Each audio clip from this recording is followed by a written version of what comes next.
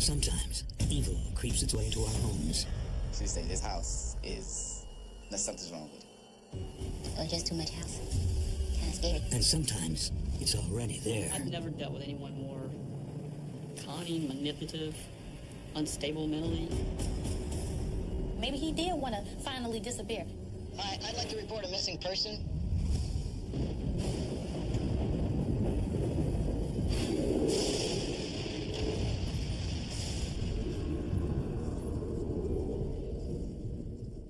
On November 24th, 2009, the Polk County, Florida Sheriff's Office declares lottery winner Abraham Shakespeare missing. I think we both felt in our gut that there was something majorly wrong. He hasn't been seen for 6 months. I mean, rumors was flying everywhere. What happened to this unlikely millionaire? And why does the person who claims to have all the answers keep changing the story?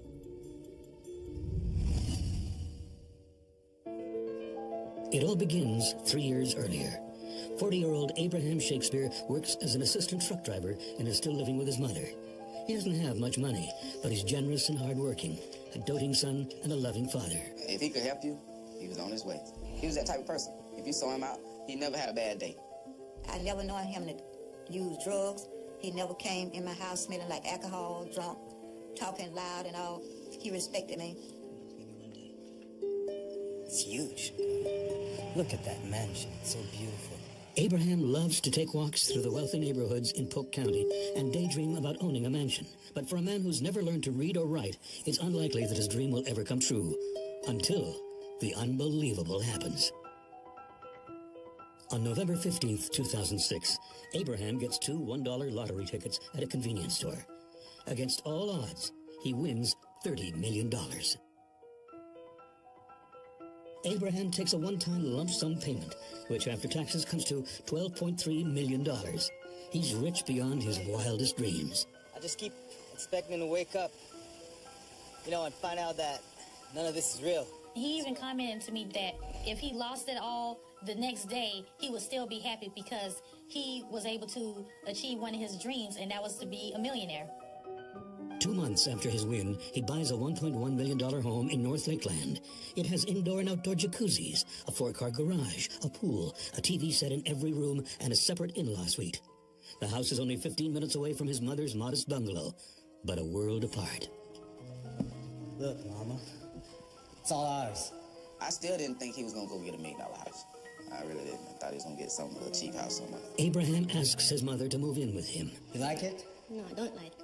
It's too big. It's too big for us. I can only remember when she came to his house the first time. And he was like, well, this going to be your house. And she was like, no, it ain't going to be my house. She said, this house is, there's something's wrong with it.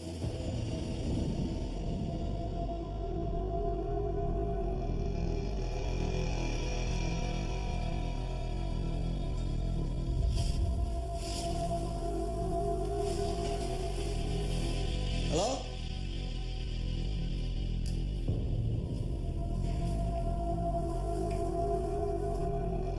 Hello?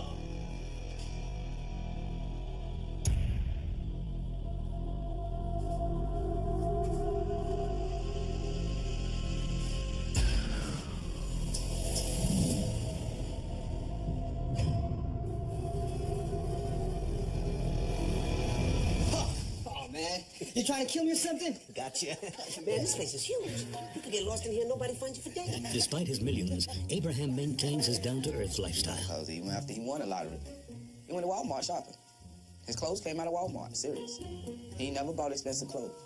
He bought a Rolex watch from the pawn shop. Yes. With his new money, he plans to build affordable housing for those in need. And he continues to see his 5-year-old son Moses 2 or 3 times a week. He set up a $1 million trust fund, so no matter what, his son would be taken care of. He spent time as much as he could with him.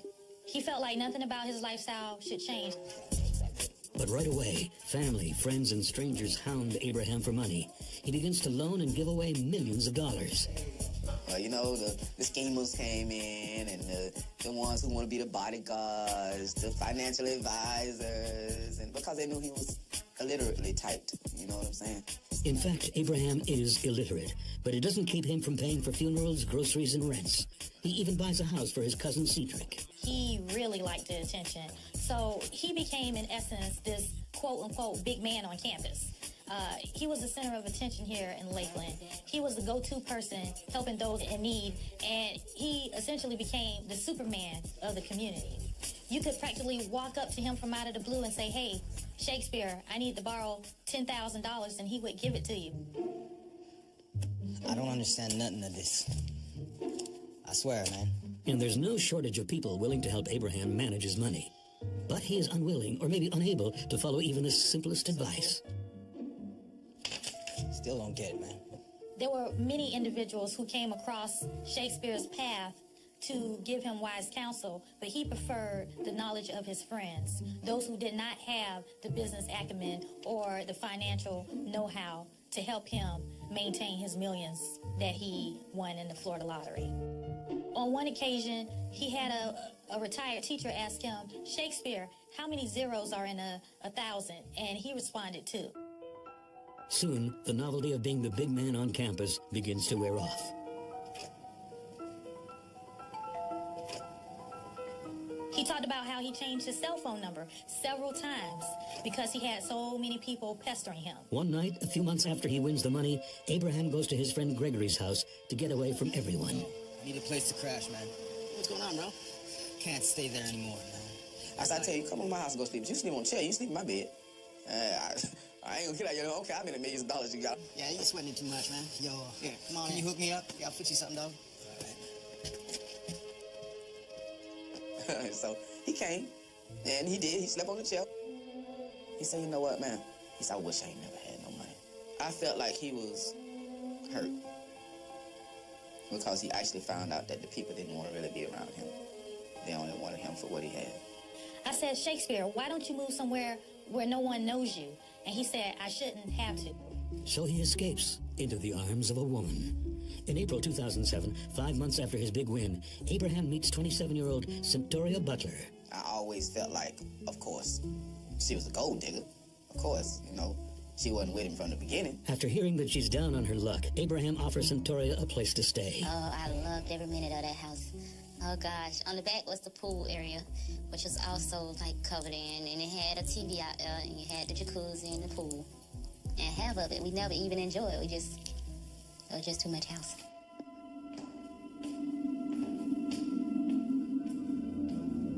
Abraham? Honey, are you here? Kind of scary. It was. We had cameras on everything, but it was still scary at night. There was so much space.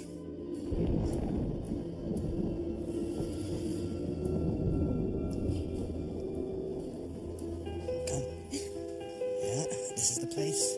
Abraham and Centauria soon become inseparable. They traveled everywhere together. They went on cruises. They're happy, for now. But Abraham's a ladies' man, and it makes this millionaire an easy target. The most important thing for him, girls. Yes.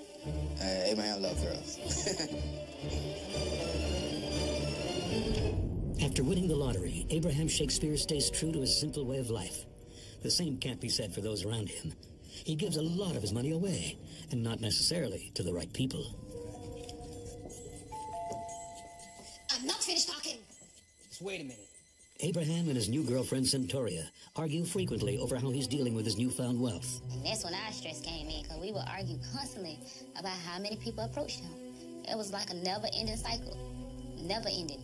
If we enjoyed bowling, half this city will show up to the bowling area. A year after she and Abraham meet, Centauria becomes pregnant.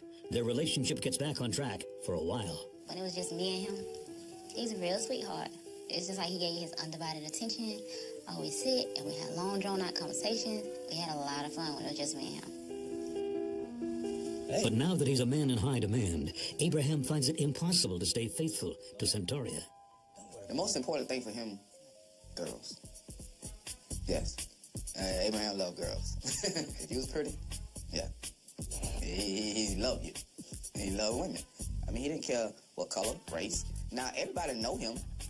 you know. Abraham Shakespeare? That's me. Hi, I'm Dee Dee Moore. It is such a pleasure to finally make your acquaintance. Nice to meet you. I have been wanting to meet you for so long. Listen. When you broke, you get the broke type of girlfriends.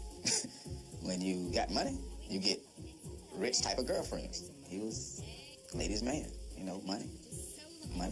Well, you see, I'm interested in writing a book about your story. That make a good idea? Oh, my God. In October of 2008, 2 years after winning the lottery, Abraham meets a local businesswoman who says she wants to write a book about him. Dee Dee Moore is the president of American Medical Professionals. She's divorced and has a teenage son named RJ. She made a decent living with the business. It was one of those kinds of businesses that contracts nursing services on demand to hospitals and nursing homes when they had shortages of nurses. This is Moore. Hi, Abraham. So nice to see you. Your place is gorgeous. Thanks. Oh, hi. Soon, Dee Dee begins to see that Abraham is in way over his head and how badly he's handling his finances. She offers to help. By the time that Dee Dee Moore met him, he had $1 million left to his name. And Dee Dee, because she was a businesswoman within her own right, she constantly tried to show Shakespeare that she didn't need his money. She wanted to give him something rather than take away. Mr. Shakespeare had other people helping him. He was dissatisfied with that help, believed he was being taken advantage of. She had suggested that they create an investment company. I just don't want to see you go broke. Dee Dee takes the reins on Abraham's bookkeeping, collecting on the debts owed to him, and paying out of pocket to help him get caught up on his own mortgage payments. He and she went to the bank. They actually incorporated a company, Abraham Shakespeare LLC. Dee Dee spent so much time at Abraham's house that her son and boyfriend often visit her there. Just so happens, Dee Dee's boyfriend was the same age as me, and I was like, oh, she's a cool girl. You go ahead, Dee Dee. She looked at educated and had all them rings on her fingers. She just looked like somebody that had her own business and everything. What I want you to look at is cash out. It's a lot of cash going out. Yeah, we're going to fix that. All right. He was like, man, everybody won't give me my money back, so I got to get somebody to get my money. Even with Dee Dee on the case, Abraham's financial situation is still in bad shape. He can't afford the upkeep on his own home. In late 2008, Centauria moves out. The plan is for Abraham to sell his house and then join her in a smaller home. We had decided that he's going to sell the house. We're going to move into something smaller, more maintainable, because, like I say, he was running through money trying to help everybody. With Centauria gone and Dee Dee in the picture, Abraham starts to change. He had real power. He felt like he had real power because he had somebody up under him who was chasing something for him. You know, the more power you get, the more money you get, the more power you get, and the more power you want. And if you get it, then you want some more. I got the papers for you here. Okay. Within a few months, Abraham's home is transferred over to Dee Dee Moore's company, American Medical Professionals. Where do I sign? It's right there. And then it's all done. Pleasure doing business with you. Not long afterwards, Dee Dee moves in and begins to renovate. Soon, all Abraham's properties, debts, and assets are sold or assigned over to American Medical Professionals. The happy father of a new baby, Abraham is finally a free man. He's so free, in fact, that 2 months after signing everything away, Abraham takes off. Shakespeare loved to travel a lot, and he would go to exotic places like Jamaica. He wanted to get the devil away from him. You know, he tired of people aggravating him about money. Hey, man, you need to holler at me. I'm worried about you, bro. But no one knows where he's gone. All right, man, you ring me back, okay? It's Greg. I was calling him. I didn't get any calls back from him.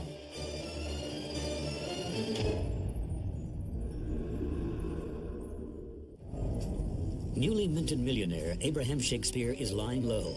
Some say he's run off with a woman, others that he's taken off on a cruise. I know Abraham. He would go away in a minute. You know, everybody was saying he was out of town. I was calling him. I didn't get any calls back from him. I'm thinking, okay, he finally gone somewhere doing something for himself after the conversations we had. This man got millions of dollars, and if he gone on a cruise for a month, okay, that's fine. You know, I ain't messing with him. So I called back. Okay, so I text him. Hey, call me ASAP. Your house is on fire. And I figured he on a ship somewhere and he can't get no phone calls because he's out of the area. You know. I still remember that phone number to the day. I think I dialed it so many times, I'm just going to permanently forever remember that phone number. Every once in a while, Abraham does send text messages to close friends. All of a sudden, text messages start coming. It was weird. It was very weird. I was like, nah, I've never seen Abraham write nothing but his name. For goodness sakes, you send him a text, I have to read it to him. When I text, I get response. Hey, give me a call. call me, I need to talk to you, it's important. A few seconds later, I get a text back from Abraham's phone. So the text come in, I'm gonna talk to you in the morning. So I text him back, man, call me. He texts me back, I can't talk right now, I'm busy, got a girlfriend. So, there again, I know Abraham like girls, okay, fine. I text him. I said, Abraham, call my phone, I need to talk to you. So the text came back, I'm out of town, I'm not coming back right now. I'm tired of these bothering me about money. I'm gonna call you tomorrow. I was just fed up. I mean, rumors was flying everywhere. Oh, he died of AIDS. Here, he died of AIDS. There. And I'm just like, oh, God, I wish all this would just stop. Dee Dee tells everyone that he's gone into hiding, that he's tired of being asked for money, and that he doesn't want to pay child support to Centoria Butler. This is news to Centoria, who had seen how much Abraham loves his new son. He would stop by every night. I'm just coming to see my baby. I mean, come there and sit there for hours just holding him. Greg is also unconvinced by Dee Dee's story. He wonders if there's a reason she's keeping everyone in the dark. Greg. Hi. Yeah, where Abe at? Listen, Abraham says he can't come back right now. Why not? Where is he? He got into some trouble. What kind of trouble? Bad trouble. He raped a girl. What? Yeah. Listen, I gotta go. Hey.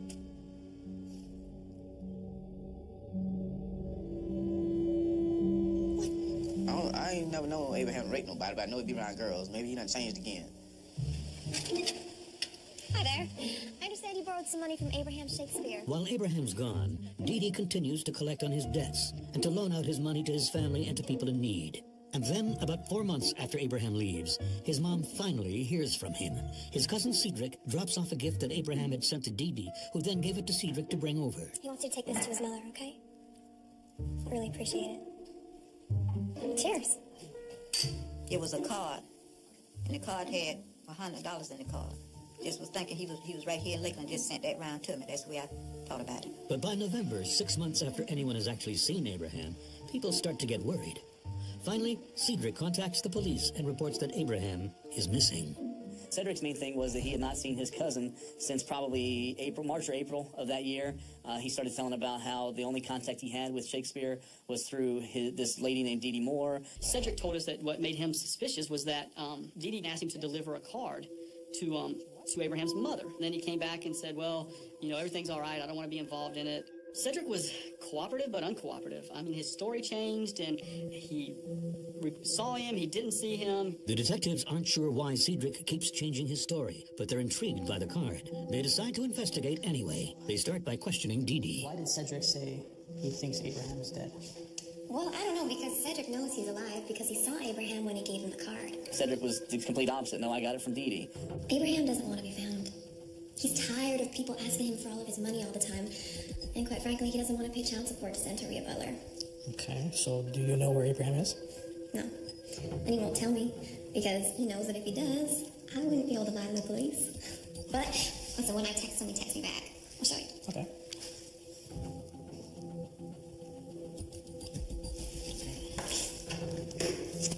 No problem. She would tell the family and tell people on the streets that, hey, I just talked to Abraham yesterday. He said to tell you hi. Eager to locate Abraham herself, Dee Dee begins to help the detectives with their search, insisting that Abraham still won't tell her his whereabouts, although they continue to be in touch.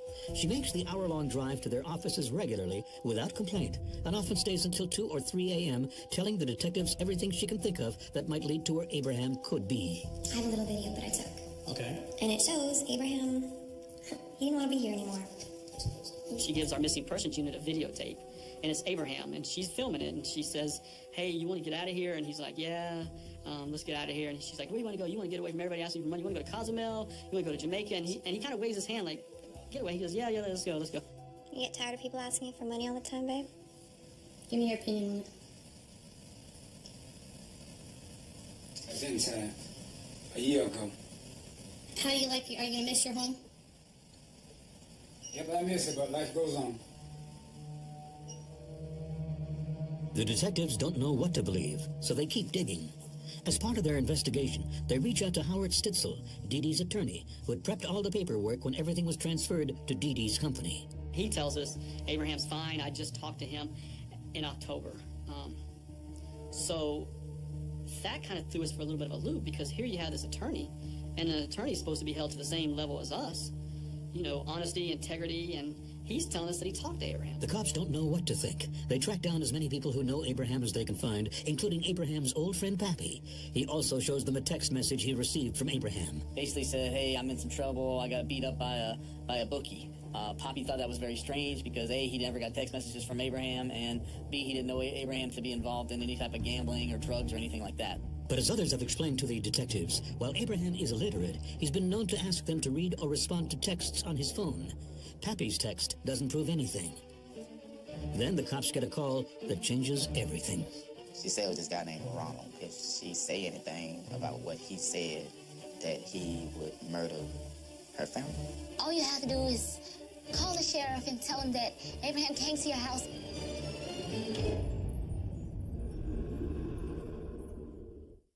No one knows where new billionaire Abraham Shakespeare is. Has he taken off, or has he gone missing? On November 16th, 2009, his girlfriend Centauria calls the police with some very interesting news. An odd proposition from Dee Dee Moore. She just called me. She offered me a house. She say, how about I give you that house that you always wanted, and all you have to do is call the sheriff and tell him that Abraham came to your house and he banged on your window and you guys had an argument, and by the time you made it outside, he was already gone. Did you? Spoke with Santeria. She said she saw Abraham. Detective David Clark calls Dee Dee in for another little chat. You saw Abraham? Oh my God, why didn't you call me? I should have been the first person that you called. Oh my God, thank God it's over. And then he goes in for the sting. Did you ever offer anybody a house? Say they saw Abraham? What? Absolutely not. Absolutely not. And so she called me a liar at first. But eventually, Dee Dee confesses that she asked Centauria to do that, and with good reason. Well, I just wanted to do whatever I had to do I wanted this to be over. You guys are ruining my life. You're ruining my business. It doesn't matter where I go or what I do, but everybody knows what happened. They're all saying that I did. It's enough to convince them that something is amiss. So they trace the cell phone calls Dee Dee's been receiving from Abraham. And well, we found out that the day that we think he went missing in April, all phone calls stopped. There's no phone calls that connect on his phone except for the Dee Dee Moore. Every time these phone calls connect, the phones are right next to each other. They're on the same tower. They're traveling the same direction. So right there, we know more than likely Dee Dee has his phone, and Dee Dee is the one pretending to make these phone calls and pretending to send these text messages. I don't have anything anymore. You guys have taken everything away from me, and you don't even care. You don't even know what it's like. We're not saying that. All we're just trying to find out is what happened. The cops confront Dee Dee again, this time about the phone records. She has another good reason for this. She claims that Abraham gave her his phone to keep everyone away from him. Abraham simply doesn't want to be found. But she has proof that Abraham is alive. A paternity test. Abraham's DNA was collected to compare with Centauria's son. The date stamp is April 28th, more than 2 weeks after his alleged disappearance. Regardless, on November 24th, 2009, the Polk County Sheriff's Office officially declares Abraham Shakespeare a missing person, while Dee Dee still maintains that Abraham has simply run away. It's then that journalist Marissa Green tries to get a hold of Dee Dee. Her lifestyle began to increase. She became even more flashier. She bought a Corvette for her boyfriend that was significantly younger than she was. She said in light of everything that had occurred, she was no longer able to get in contact with him. She wanted him to come out of hiding so the pressure would come off of her and everything that she was going through with the authorities. She said it was all a part of an elaborate scheme so he could disappear because he was tired of people pestering him for money and he was trying to get out of his child support obligations. Meanwhile, the police investigation continues with a clear focus on Dee Dee Moore. A tracking device is installed in her Hummer. Then the case takes another turn. In early December, detectives receive a call that there's been a sighting of Abraham at the Winter Haven Hospital, just 15 miles away from his house. Yeah. I'll come to you. Thank you, bye. I think a friend of a friend had a friend who worked at Winter Haven Hospital says Shakespeare was there. I know I went to the Winter Haven Hospital and pulled every record and was able to determine that it was nothing. And detectives really start turning up the heat with a game of good cop, bad cop. Oh, I don't know what else I could. Oh, come on, cut the crap. Christ's sake. Clark, she's playing you. Why are you yelling at her, Wallace? Why? Give her the benefit of the doubt. She could be telling the truth. So we got in an argument with each other, and I'm like, I'm sick of you yelling at her. She doesn't need to be yelled at. You know, this is a nice young lady in front of us. You know, she made mistakes, and you know, maybe all this is true. Maybe Abraham is missing. And he looks at me like I'm an idiot. You know, and he's like, what? So I keep going with it. And so finally he realizes what I'm doing, because we've done that before, but it just kind of caught him off guard. So from that point forward, she thinks that I am just her friend. And so I play along with that. And I'm like, hey, look, I believe you. I just got to convince these other guys that you're telling the truth. The ploy works, but Detective Clark is shocked by her reaction. You know, I could both use a little bit of stress relief. I've got a hotel at the High Rock. Why don't you come by later and we can relieve some stress? I told her that, you know, I'm the detective investigating this. I believe you, you know, but I'm not going to have a relationship with you, whether he's dead, alive, or anything. On December 22nd, Dee Dee tells the detectives she's retained an attorney and that they will be receiving a letter from her saying that she will no longer be talking to law enforcement. Well, yes, but see, the contents of that letter don't apply to you. Well, listen, I'm willing to put up $10,000 for anyone that has any information leading to his whereabouts. So why'd you change your story? Detectives Wallace and Clark get a big break when they interview Abraham's cousin, Cedric, again. He explains why he was so uncooperative the first time the detectives interviewed him. We finally were able to attribute that to, he was reporting Abraham missing, but in it, Dee Dee Moore had the title to his house, the title to his car, so he was real careful about not ticking her off, because Cedric truly didn't know. Was he missing? Did he really leave because everybody was wanting money from him? You know, he didn't want Dee Dee to take his home from him because she had the legal right to do it. So we'll do that. Elizabeth, you have outdone. Then, just when no one thinks they will hear from Abraham again, 2 days after Christmas, Abraham's mother, Elizabeth, gets a phone call from her son. Don't tell the police I called. I just want to be away. If you tell the police, you'll never see me again. I get a phone call from Abraham's mother, and she's like, hey, Abraham called me. I'm like, he called you? The detectives trace the phone that made the call to Elizabeth Walker and track it to Gregory Smith, Abraham's best friend. They're able to locate Gregory in a mall parking lot with none other than Dee Dee Moore. And we were like, okay, this is pretty interesting. As soon as Gregory and Dee Dee part ways, the detectives take action. You Gregory Smith? Yeah, who's asking, man? Detective Wallace, Detective Clark, Hillsborough Police. You know Abraham Shakespeare? Oh, man, I tell you like this. The detectives tell Gregory that they know he made the phone call to Abraham's mother. He's like, look, I didn't realize all this was going on. I knew that he wasn't here. I've seen a little bit in the papers that he's missing. I thought I was helping her out, and at the same time, she was giving me some money. And, you know, everybody's happy, and we're just going to fool the police and let Abraham be gone. Gregory explains that Dee Dee begged for his help. So she started crying. Everybody's saying that I killed Abraham, and I know where Abraham is, and the police keep saying that I killed Abraham. I'm like, man, chill, man. You didn't kill him, did you? Is he dead? No, I talked to him. Since Dee Dee seems to trust Gregory Smith, the detectives ask if they will work with them to get through to her and try to find Abraham. Why don't you come down here? We'll talk. Let's say... And they told us we need some help to see if we can find him, if he is dead or if he's not dead. I went no. Soon afterwards, Gregory calls the officers and tells them Dee Dee has given him his next task. Under police surveillance, Gregory and Dee Dee rendezvous outside an electronics store. Cell phones, one in every different name, okay? Yeah, come right back in here. She had Greg go in and buy cell phones. And, you know, this one, I want you to put one in the name of Ronald and one in a different name and one in a different name. She go to telling me about this mysterious man that say he did something to Abraham. And she said it was this guy named Ronald.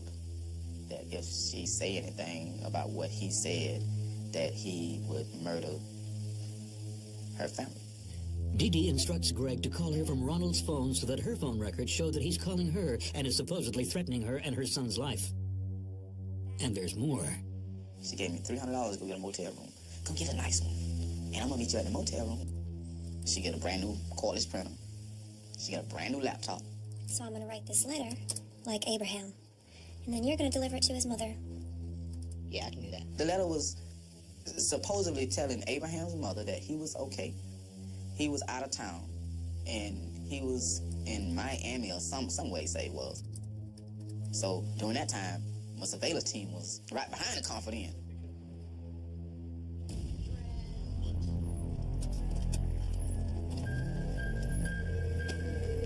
Detectives intercept the letter, but it still doesn't lead to any conclusive evidence about Abraham's whereabouts.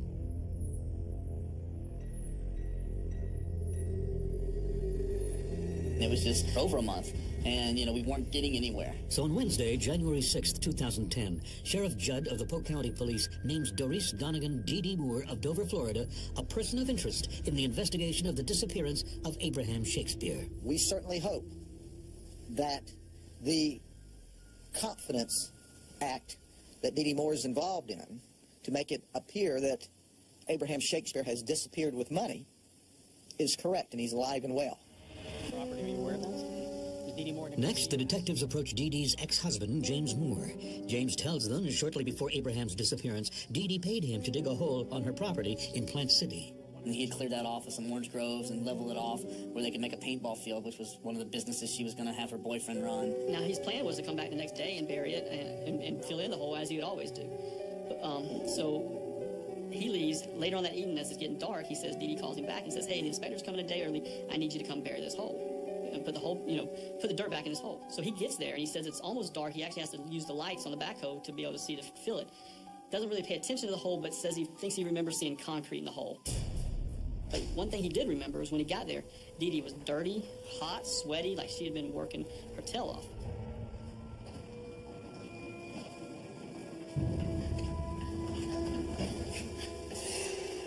It's about the same time she had had a new driveway poured, and that same company, she had tasked him about pouring a concrete slab. So about 2 days later, I think somewhere around April 10th of that year, that guy came back and poured a 30 by 30 slab. That was really the turning point of the game. You gotta tell me straight. Meanwhile, with the police closing in, Dee Dee reaches out in panic to Gregory Smith. She finally admits that Abraham is in fact dead. She says that the mysterious drug dealer, Ronald, killed him, and he's trying to pin the blame on her. She ain't never told me that before. I only found out yesterday. He came and he told me that. And now I don't know what to do, because he's saying that if anything were to come down, that he'd say that I had something to do with it. When this happened? Yesterday. Now what am I supposed to do?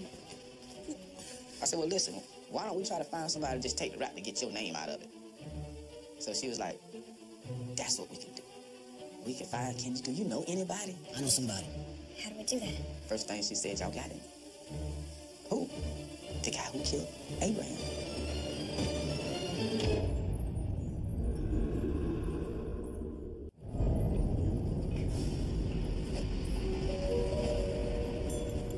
Dee Dee Moore is a desperate woman. She's plotting with Abraham's friend Gregory Smith to get the police off her back. What she doesn't know is that Greg is actually helping the cops. Can we test it out? You getting this, right?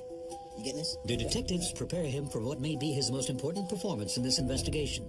He's been tasked by Dee Dee to find someone to take the blame for Abraham's disappearance. Do it exactly as we said. We'll be right around the corner. Nothing to worry about. Just get her to talk. Exactly.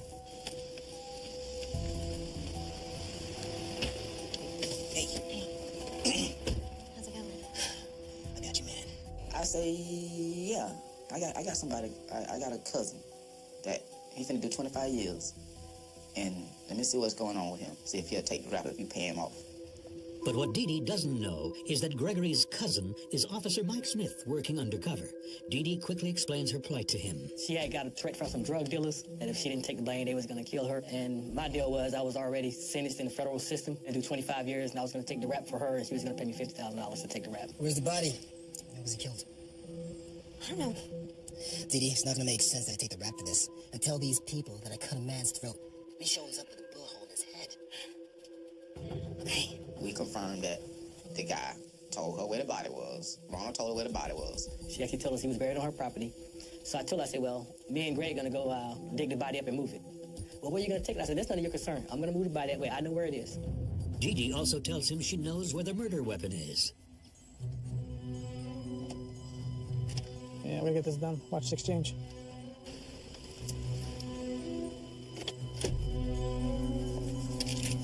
Hey.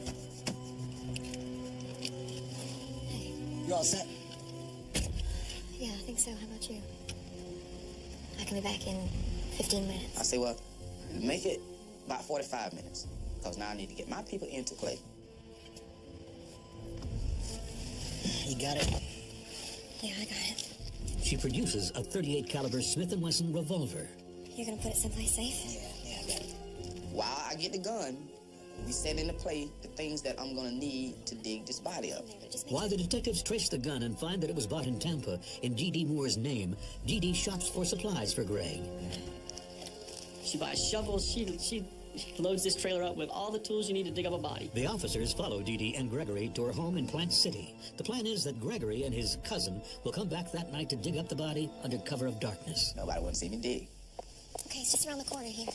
Well, you'd have to draw me some kind of map tonight, because I ain't gonna know where it is. Okay, well, I'm gonna show you where it is, and then I can draw you something. Okay, so Ronald said... I had her draw all of that out on paper and write it out on paper.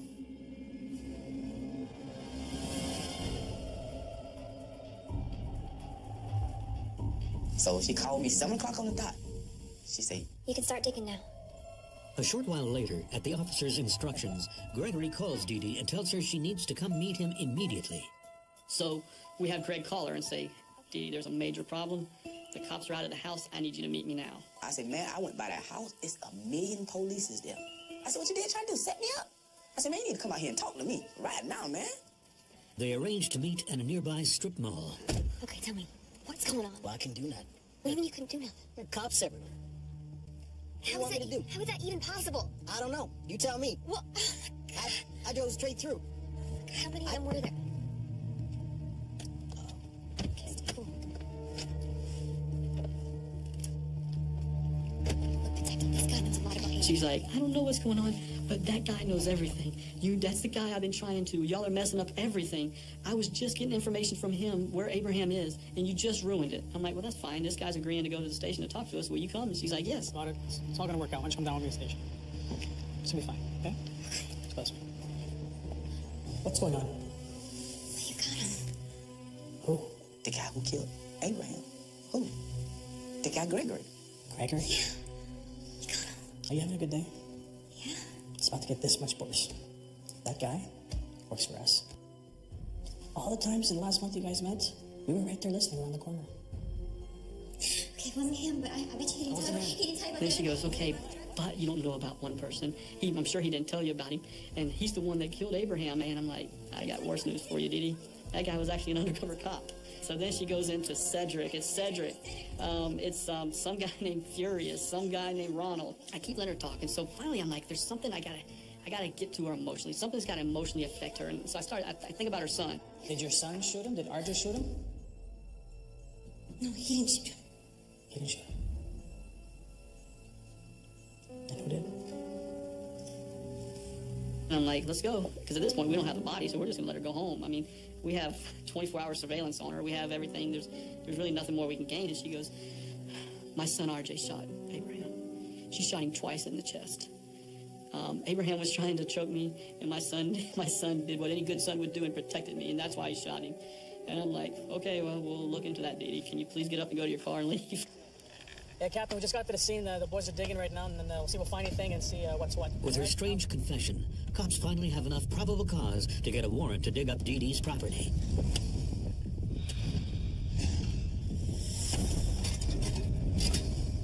You got something? Yeah.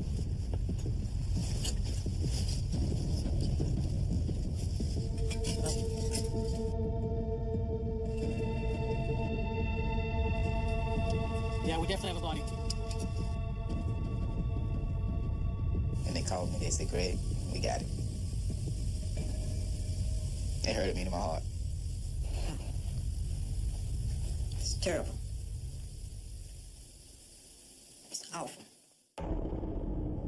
On January 29th, 2010, forensics confirms that this is the body of Abraham Shakespeare. Based on the autopsy, police pieced together what happened that fateful night in April of 2009. Hey, what's up? He was shot twice by a 9mm or .38 caliber gun. Then he was transported to Dee property and buried in the same clothes he wore in Dee home video.